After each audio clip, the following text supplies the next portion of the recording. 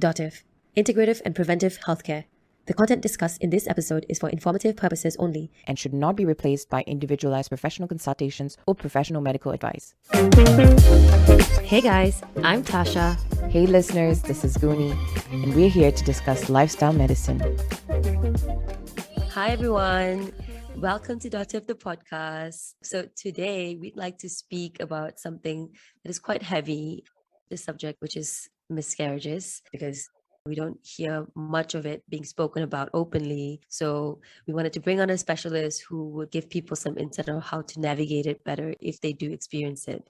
And for this, we have Tharshini Nirmalarajah, a Melbourne-based Chinese medicine doctor who focuses on the area of hormones and fertility.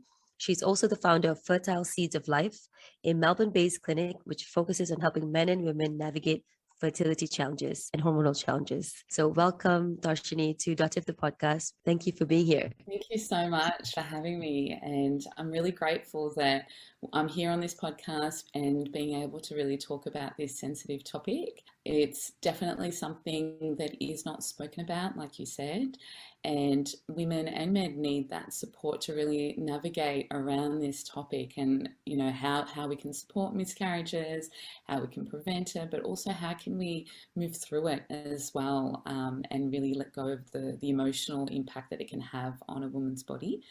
So thank you for allowing me to be here to talk about this. And I just wanted to start off by just saying, for any of you who are watching and listening, that, you know, if any of you have gone through any miscarriages, it can be very, very difficult. And I'm just so sorry that you've had to go through this journey of losing your child. But know that, you know, you are in the process of becoming a mother. You know, you're a mother in the making. And there's a lot that we can do to help support you physically, emotionally, spiritually as well. And that's what I'm here to really help you and support you with today. Well, welcome, Tharshini, and thank you for this message, and somewhat of a message of encouragement for whoever is going through a difficult time like this. And I think that really the topic is a path to recovery after an early pregnancy loss with this traditional Chinese medicine. There are different labels to it. There's miscarriages, and there are different type of people who can experience pregnancy loss. Someone who was not looking to get pregnant and unfortunately then loses their child for some reason. And then there are people who are actively actually trying to get pregnant. And so when we did our research, be it, you know, more qualitative to quantitative, qualitative on my side is more like people I know around me who've been trying to get pregnant and the issues that they've been going through, and the ones who actually didn't want to, and then what they were brought to do. And as you said, in every situation, there is a physical and an emotional impact. And according to the NHS in the UK, among women who know they are pregnant, it is estimated about 1 in 8 pregnancy will end in miscarriages. So that's not a negligible number. And so I think that that's why today is important for us to kind of talk about it. Maybe a first step would be to talk about the definition. Shall we start by what is a miscarriage? Yeah, sure. So a miscarriage refers to a spontaneous pregnancy loss prior to the embryo or fetus being sufficiently developed to survive before 24 weeks of gestation. And pregnancy complications, it's, you know, estimated that about 10 to 20% of all clinical recognized pregnancies usually unfortunately end in miscarriage. So it's quite big. And, you know, out of those miscarriages, you know, 50% of those miscarriages are unexplained. So there's no real understanding of why that could be happening, whereas more of the other 50% is more to do with sort of the genetic issue as well. But yeah, and this is where I think Chinese medicine can really help women around that 50% that's unexplained. Tharshini, what do you mean by unexplained? So obviously, when we talk about sort of the 50% that are explained, it's more they can actually trace it back to some sort of genetic embryo issue. So with usually, you know, the maternal age of the parents being a lot older, that's usually the genetic material is actually affecting the quality of that embryo. Okay. And so Okay. if there is extra sort of chromosome or missing chromosome, then that can really impact a very high volume of miscarriages. Explained part is usually, when a woman experiences really low HCG levels, dropping. We can understand at the level that yes, progesterone's decreasing and it's not increasing and it's not doubling up the HCG levels, but no one can really understand why. If they're on, progesterone pessaries and they're taking progesterone and all of these things, why is the body not being able to metabolize this to increase those levels?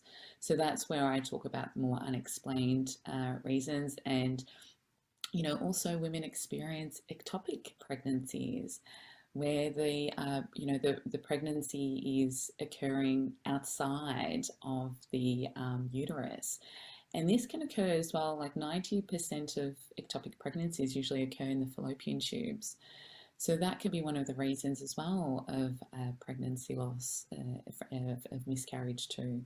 So those are a couple of the things that can happen. Would you be able to shed some light on what HCG means? Yeah, so the HCG levels is how they can actually measure the progesterone levels rising. So we know that, after when you have sort of like luteal phase deficiency, which is the second half of your period, that's usually to do with more of your progesterone levels. So your hormones aren't escalating. When that happens, then the baby will miscarry. Right. So that's an indicator. Yes, progesterone is really, really important when you're pregnant. That's what kind of holds the baby. Yeah, helps the baby grow. So it's really, really important in that second trimester. That's what we want to measure. So usually, even when we're doing basal body temp charting with women in the clinic, if we can see that their temperature is rising and it just keeps rising, then it gives us an indication that their progesterone is rising as well. So there's a lot of clues around this. Yeah. I guess this begs the question. So when a woman experiences a pregnancy loss, what is the experience the body is going through and how does it look like? It'll be different for everyone. It doesn't mean that you have to have all of the symptoms, but generally there will be vaginal bleeding, which doesn't always necessarily mean that it will go to a full miscarriage. But, vaginal bleeding with cramping in the first trimester can be a really strong indication, cramping in the front, cramping in the lower back. If you're bleeding and you're clotting and things like that, that's a huge sign that you could be miscarrying. But at the same token, I have seen women who have had a vaginal bleeding and still been okay, because it can be common as well in that first trimester as well. So it just is really dependent, but I definitely feel from a Chinese medicine perspective, when a few of those things are happening all at once, it's a very big clue that it could be a threatened miscarriage. How long is the bleeding going for? Yeah, look, it can be different for everyone. It could be every day, and it could be potentially also getting worse and a lot heavier.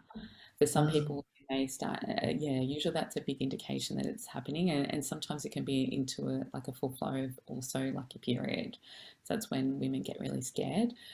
Usually when it's a little bit of spotting, that can also be an indication that it could potentially happen, but it is also common to get a little bit of spotting. So you'll definitely feel the difference between spotting and a bit more of a heavier flow with cramping.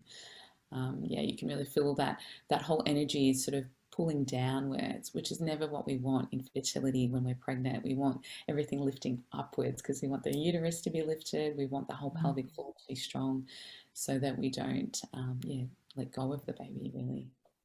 And if we were to put pregnancy and then I guess miscarriage into a TCM lens, how would you explain the interpretation of traditional Chinese medicine of a miscarriage? This is complex, but there's quite a lot that happens from a TCM perspective. We really look at, building blood, building qi, building the, kidney system as well. From a Chinese medicine perspective, our kidney energy is very important because this is where our essence resides. It's really what is given to us at the time of conception from our parents. So depending on how healthy the mother is, how healthy the father is, how well they've been looking after their bodies through lifestyle factors, through stress management, through diet, this will all ultimately impact the quality of the kidney gene essence that you pass on to your child. So it's really kind of like the everything, your genetics, your life expectancy, everything in that moment. And so in TCM, we really recognize that preconception care really begins 3 months before you even try to conceive. So this is something that I tell all of my patients.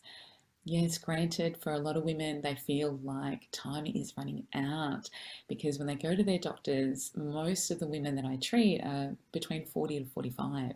So doctors really ram it into women's heads that you're getting old, time is running out, IVF is the only way. And so when women come to me, they're quite distressed and they have this urgency, this feeling of time is running out. And it's really hard sometimes as a practitioner to really educate women and men that this 3 months preconception care is the most vital thing. Because if you go into fertility thinking that time is running out and you haven't prepared your body, ultimately your chances of a healthy baby is minimized. And we want to pass on really good quality genetics and good quality health to that baby so that it can live a long, healthy life. So we've got to go beyond what sometimes that need for urgency. And so from a TCM perspective, when we talk about pregnancy, we're also strengthening what we call the Chong vessel and the Ren-Mai vessel, which is the 2 channel pathways out of the 8 extraordinary vessels. So we've got all of our normal acupuncture pathways with every single organ related to it. So we've got every organ creating a certain pathway or channel pathway through the body that we needle different points to activate different things in the body. But we have these 8 extras that are much deeper than the normal channel pathways that are built in utero when we're a baby in our mother's womb. And so the Chong Mai vessel is the first channel pathway that gets built. And here is where we can help build blood. And it's also where we are imprinted with our destiny, our blueprint of our path here in this world. And so this area is really important to nourish blood through to the uterus and through to the baby. So we need a strong Chong vessel. And then the second channel that gets built in utero is the Ren-Mai vessel, which is the conception vessel of the mother line. And this really runs from, down through the mouth, through the neck, through the heart, through the stomach, through the umbilical cord where we are fed via our mother, and down straight into the uterus. So it's the midline of the body.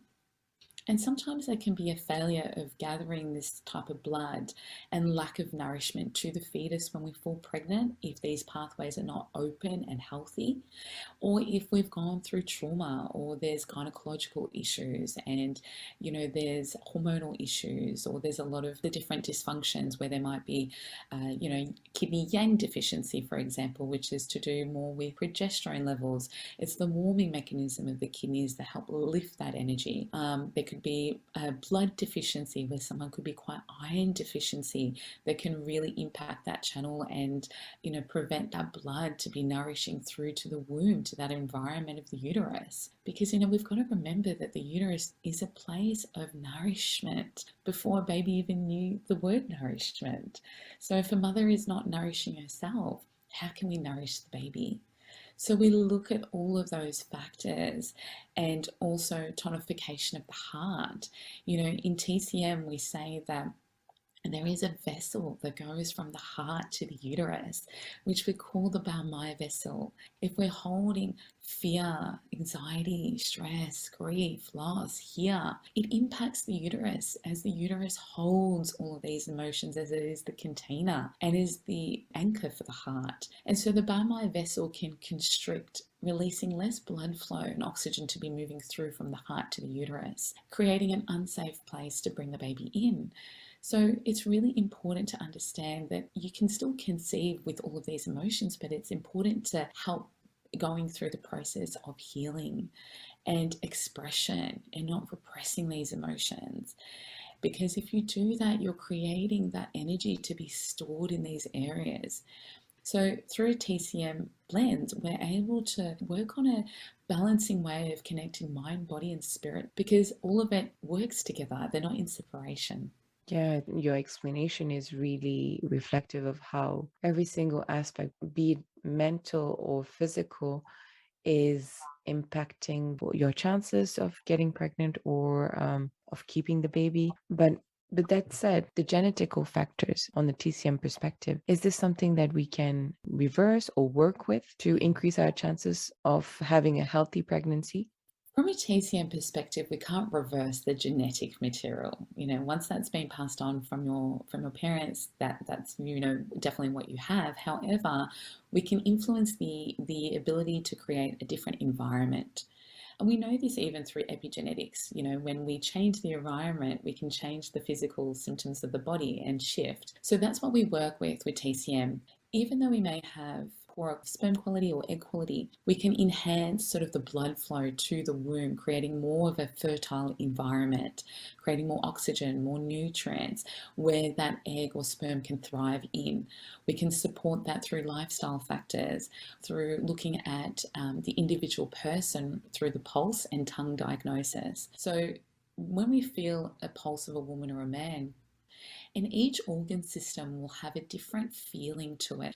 This is a weird thing to say, but some of them might feel slippery or wiry or full or empty. And that can tell us if there's a lot of heat, if there's stagnation, if there's blood deficiency, if there's chi deficiency. There's lots of things that we can get from the pulse. And then we can look at the tongue as well, because the tongue is a map of the body. So it can tell us which organ systems are also out of imbalance and what we need to work on a very individual case, because each person is different. We don't look at each person the same. Yeah, I can see what you mean by the epigenetics part of things.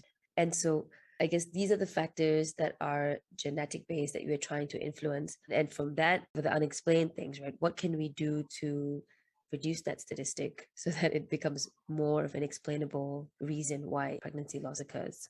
So it's really important, first of all, to understand that 50% of genetics is also coming from the mother, but also the father.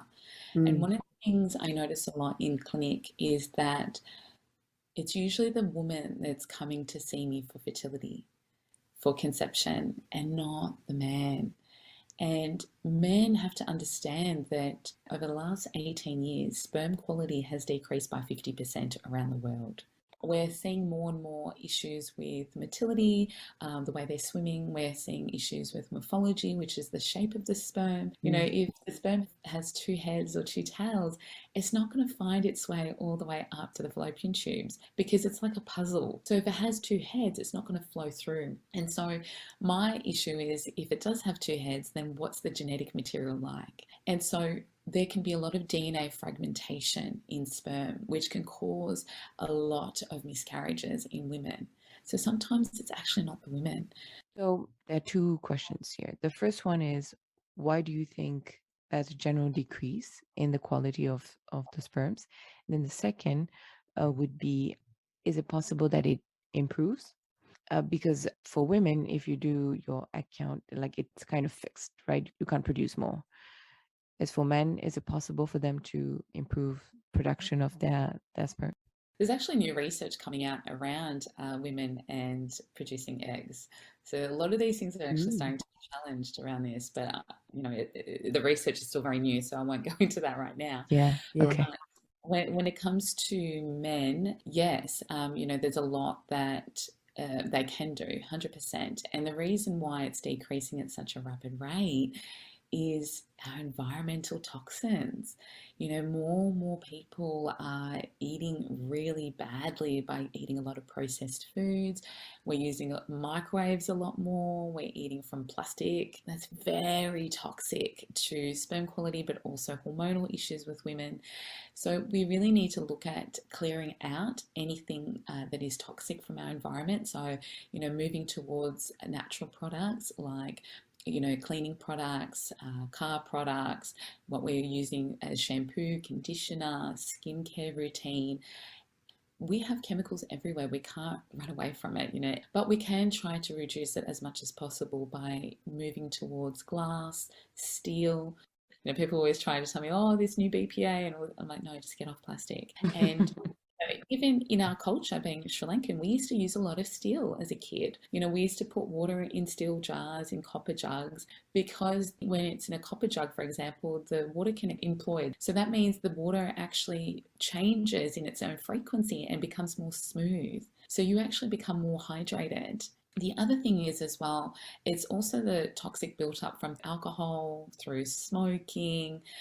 So I would really recommend quitting smoking as soon as possible as you begin your conception journey. Really limiting things like coffee. This is a tough one for patients because there is supporting evidence to say coffee isn't the greatest, but also supporting evidence to say that coffee is good. I'm just going to speak about it from more my experience working with patients and from a Chinese medicine perspective. And coffee is very heating, it's very drying. When we have coffee, what happens is that the energy starts to rise up to our head. That's why we can have this mental focus and we can work really long hours and work hard. But when we think about conception, we want the energy moving downwards towards the uterus or to the reproductive organs of men. So it's actually taking away the energy. And we're rushing and creating more heat as well. We're increasing the cortisol levels if we're already feeling stressed. And this is not nourishing the blood and the yin. The yin is nourished by the conception vessel, which is what I spoke about before, the Ren Mai. And the yin returns that energy back down into the uterus and the reproductive system. So we're taking away from that as well. If people really love coffee, you can have one a day, but to really have optimal health, I would be pushing my patients to come off it if they have other issues or already have experienced anxiety. We also want to look at things like a healthy weight. So there are a lot of people trying to conceive who are overweight, and even just losing an extra 5 kilos can play a huge difference on your ability to fall pregnant. Also, eating healthy, wholesome food, a diet high in fruits, in veggies, in proteins, low in sugar and processed foods, really increasing your good quality fats as well. We want to make sure that, to remember that hormones are supported by fat. We want to have good quality olive oil, avocados, your nuts and seeds. And I try to also speak to patients around cutting out dairy products as well, because there's a lot of supporting evidence now to show that when you're having 2 to 3 pieces of dairy a day, that it can reduce your chances of falling pregnant up to 60%. And this is through Western medicine. And that's because dairy can be quite inflammatory. And so you've got to think about also the cow. What if the cow is pregnant? You're also then consuming the hormones at an even higher level. Reducing gluten as well out of the diet. So there's a lot that we can do from a health aspect and lifestyle as well, working on your stress. How are you coming home? Are you relaxing? Are you able to switch off, or are you on your phone, on your computer? How are you really looking after your health? How is your sleep pattern? We look at all of this comprehensively through a TCM lens. And we look at your period cycles because that's a fifth vital sign in Chinese medicine. We look at, what is your blood flow like? Are you getting clots? Is it on time? Is it irregular? Are you getting spotting in between periods? So your period cycle is a huge clue into working out what's really going on in your body. Interestingly enough, I've noticed a big difference when I actually was very careful with the type of food I was eating, and I didn't have any dairy, versus where I was trying to compensate by the fact that I was not eating dairy, so I had at least a piece of dairy per meal. So this is really bad. This is really bad. And if you're snacking, then that's like another. Yeah, and my actual period were horrible. I had cramps, clotting, and all these things. So I was just like, what just happened? And I realized I slacked on my discipline in eating properly. And if you pay attention to the way you've been navigating your life prior to your period, it has a direct effect on your period. It actually is quite reflective. Yeah, there's no slacking. There's no slacking allowed. Yeah, it's a struggle. I mean, I'm similar to you, Guni, because I think at some point when I was living in Melbourne, I was trying really hard to not be on dairy. And so I noticed a huge difference. And my prams, they reduced significantly. And I stopped having really bad PMS as well when I cut out dairy, which is not to say that, it's evil, right? But to my body, that was a gift. Thank you for sharing that, because it's really important for women and men to understand that dairy is quite, it can be, I don't want to say toxic, but it is very inflammatory. And when we think about a woman when she has her period, all the vessels are open. So this is a time where your body goes into a yin phase. So we're more prone to feeling cold, and this is why we use a heat pack. And during that time, if we're eating cold food straight out of the fridge, dairy products, cold water, cold salads, raw veggies, this will ultimately impact the womb and create more cold to enter. And I see this a lot in fertility and gynecological issues. This cold creating blood stagnation, blood deficiency, pain. Cold creates restriction, and that's why when everything restricts, we feel cramps, we feel tightness, and we want everything open and warm. So really being conscious of having warm drinks, warm water, hot water. I literally sip hot tea all the time, or hot water all the time. I don't drink cold drinks at all. And if you do this and you honor your body in this way, you end up having a beautiful cycle for the rest of the month where your hormonal system is being supported. Yeah. It can be very overwhelming. There's a lot of changes that sometimes needs to happen. So I want everyone to take something away, making one change to begin with. Yeah. Talking about period cycles, I know a lot of women don't actually track their cycle. So can you touch on how this impacts pregnancy loss? So our cycle tracking is really important, and it's something that most women don't know about until they go through the fertility journey. It's really important because different things are happening on a week-to-week basis with your cycle. As soon as the period finishes, we're working on building your yin, the fluids, the lining is being built, the embryo is getting to be released as well towards ovulation. So during this time, you'll notice that the temperature might be a little bit lower, and we're building blood. So it's really important for women to really recognize if there's any sort of iron deficiency. So I will usually go and get women to do a full blood test to have a look at this, because if there is iron deficiency, and there is, that we classify that as blood deficiency in Chinese medicine, it will impact your ability to fall pregnant, because there's not enough blood moving down towards your lining, to the endometrium, right? And so we want to check that out. We also, when we move towards ovulation, we want to be looking at, if there's cervical mucus, if your temperature is rising during that time, because that will tell us if your progesterone levels are getting high enough. During that time as well, sometimes the temperature can be really low. Sometimes women are not ovulating and they think they've been ovulating as well, especially if they've got things like PCOS.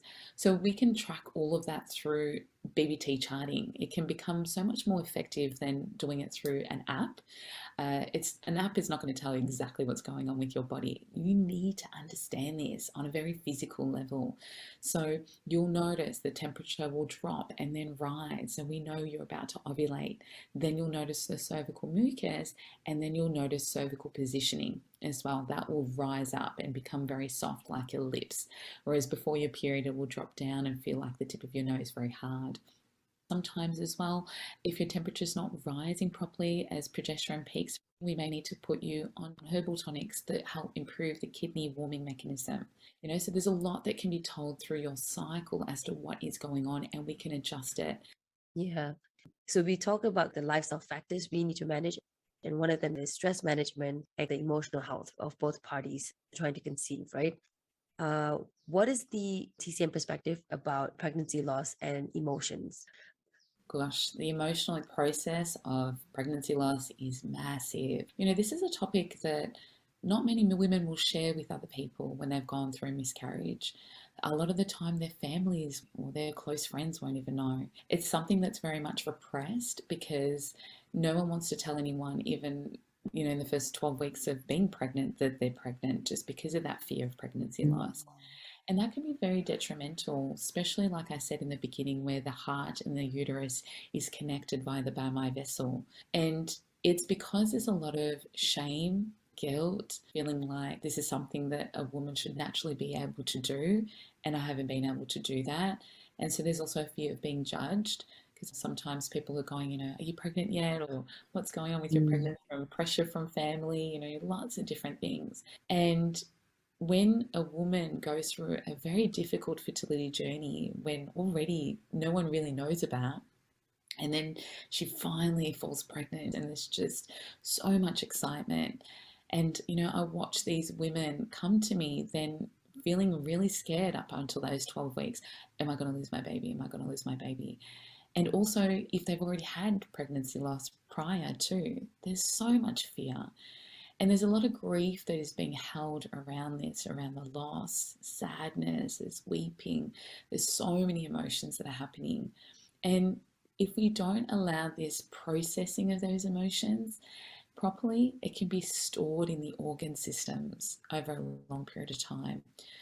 So we really need to be looking at emotional support here. And this is one thing I really work with my patients, around the processing of that grief, being gentle on yourself, creating a warm, nourishing environment where you can go into stillness, where you can really honor the process of loss, because it is the loss of a soul. Even if it didn't come to full terms, the energy of that baby and the cells of that baby were within you. And there's actually evidence to show that the cells of the baby is there for a lifetime within the woman's body. So that's why it can be really hard to let go of miscarriages or forget. We don't forget. Yet when we go to the doctors and we have pregnancy loss, they'll usually say to a woman, okay, try again, try the next month. And we don't actually allow the time for grieving. Personally, I feel women should wait anywhere between 6 to 12 months, which is not realistic for a lot of women because they're in this urgency of falling pregnant. But it can take up to that long to really let go and process. And so I tend to do beautiful rituals with women and men to help them let go, and taking them through healing meditations as well to honor that. And even, simple things like lighting a candle and writing a letter to that soul, and allowing that to be released or buried or burnt is a beautiful ritual that you can do as well. But there needs to be an honouring of this process, and it's just not done enough. Yeah, I think that acknowledging that loss is the beginning of the healing process, the healing journey, right?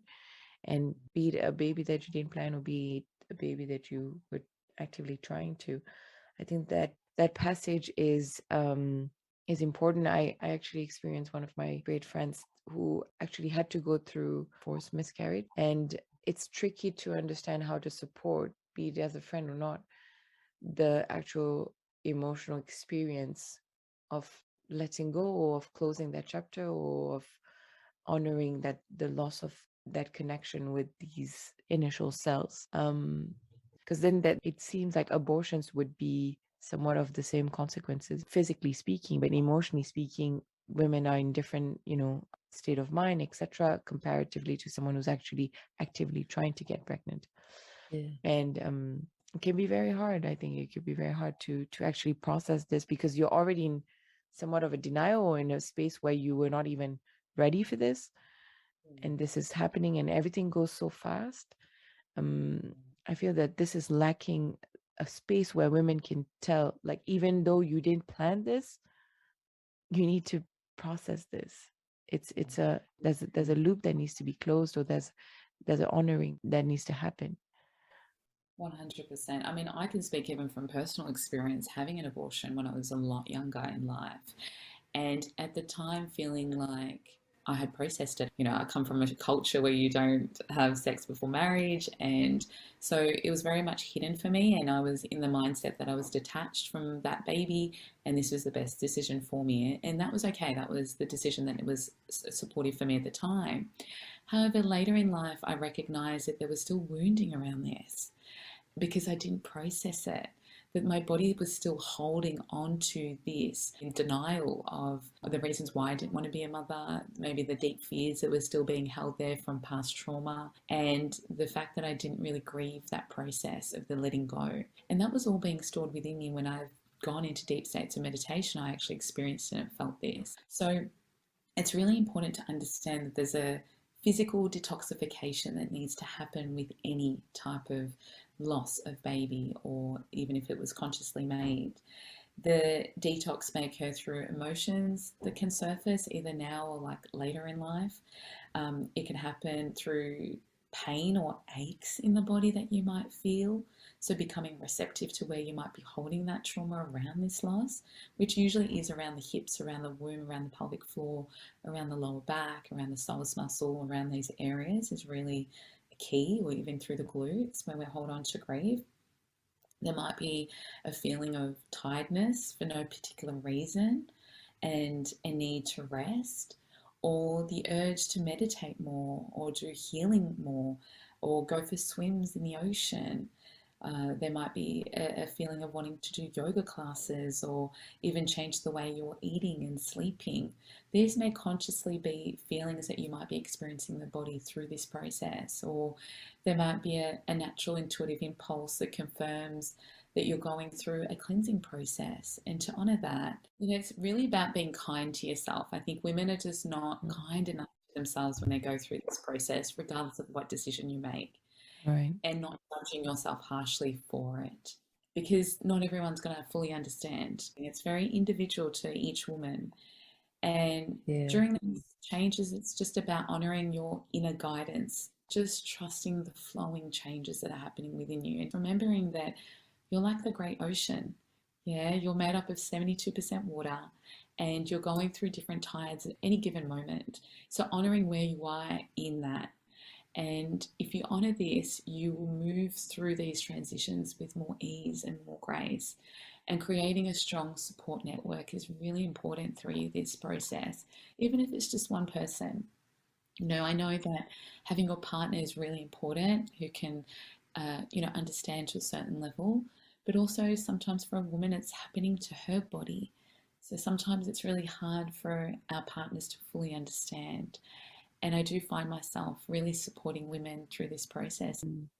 So for people who have had challenges trying to get pregnant, what can they do today to help themselves to prepare for that journey? What you can do today is, for women, I would be looking at your cycle first and foremost, helping you understand what your healthy cycle looks like.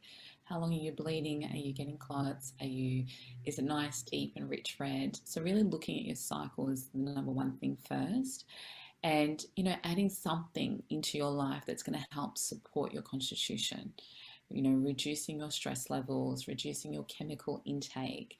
So how are you connecting with your partner? Create an intention as well when you're making love, and also really don't do it if you don't feel like it. Don't do it just mainly just because you're trying to conceive. Do it from a place of where you're both feeling balanced, because that's going to create the strongest Jing essence and life force for that baby. I love that gene essence. I love it. Yeah, so for men also just creating a little bit more balance, because I know a lot of them work really hard, work really long hours. And so we want to make sure that when you are coming home, you're doing something to relax. This could be, doing a little bit of exercise. This can be doing a little bit of meditation where you can slow down your breath. This is also getting out into nature, remembering that nature is in perfect frequency for our bodies. Whereas when we're inside, we're around a lot of computers and technology and all of these things that are creating radiation. So getting back into nature is a really great way of doing that. Making sure that you're not putting laptops on your lap as well, because that is not great for your sperm. You're frying your little guys. So we don't want to do that. We don't want to be wearing tight lycra as well, if any of you do bike riding. So doing those little things can help too. Great. Yeah, I think these are really good tips that people can take away and implement immediately. And as always, we have our rapid fire questions. The first question is, what is the first sign that you notice when you're out of balance? Feeling heaviness. I definitely feel heaviness in the body, heaviness in the shoulders, my neck, my mind as well. So as soon as I feel this heaviness, I know that I'm not in alignment. That's a good one. And so to fix that heaviness, what is your method of coping or fixing that? Usually I'll always go into nature. I will meditate. I will use different essential oils. I'll rub them on my body. I will connect with my womb and my heart as well. I always anchor back here to ask my body what's going on. So I always consult my body first. And I eat really well. You know, if I find my diet kind of sliding a little bit, I know that I need to come back into alignment. Okay, that's it. Let's get back. And lots of water. So I make sure that when I'm drinking my water, because that's, you know, really going to be cleansing and creating more lightness in my body, that I'm conscious with my water. I always put in an intention into it, because we know that the molecules of the water can change as well when we speak positively to the water. So that's what I do. Speak positively to your water. I should actually do that. And the last question for you, Tharshini, is what is one book that impacted your approach to wellness or well-being? You know, this is a really interesting question because I actually, would you believe, don't read books. I mean, obviously I read books when I was studying my degree, but there's a reason why I didn't do that. And that's because I wanted to really tap into my own inner wisdom. I think so often we tend to read books and mimic what that person has said and bring that into our life. And we actually forget the wisdom of our own intelligence. A lot of the stuff that I teach now is actually all learnt by me meditating and going inwards and seeing a lot of things that have opened up for me and really trusting my own inner knowledge and my own inner guru. So I don't really read books. I mean, I'm sure that I will later on as something really sparks my interest, but right now it's a time of deep inner reflection for me, and that's how I sort of move through the world. So yeah, I guess the recommendation is your own self-reflection and practice that. Yeah, that's a good one. You're the doctor of your life. You're the healer. You're the doctor. This is what I tell my patients all the time. Yeah. Even though I might have a degree, I'm here to empower you to remember your wisdom and your ancient power. And a woman knows this instinctively. You intuitively know when something's not in alignment, or if there's something wrong with your kids or something's wrong with your friends or partner. You know this, but you second guess it based on what a practitioner is going to tell you. So I always encourage women to listen to their intuition. Yeah, 100%. So thank you so much, Tharshini, for sharing your experience and your knowledge with our listeners and with us. I'm glad we had you on the show, and I hope that many women benefit from this conversation. Thank you. And I just want to leave and say that, you know, to everyone that's listening today, is that you're more than a blood report. And from a Chinese medicine perspective, we know that when we can realign you to all of who you are, your power and the body's ability to heal is freaking fantastic. So don't lose hope. You know, really trust and open your body up to a level that maybe you haven't experienced before. By working with allied health practitioners can show you what you're capable of. Yeah, because that blood sample, that blood report is just a snippet, a snapshot in a given moment. So definitely good message to leave our audience with. Thank you, Tharshini. Thank you, everyone. Thank you for listening. If you enjoyed this episode, go ahead and select that follow or subscribe button. For now, stay safe, and we'll see you next week.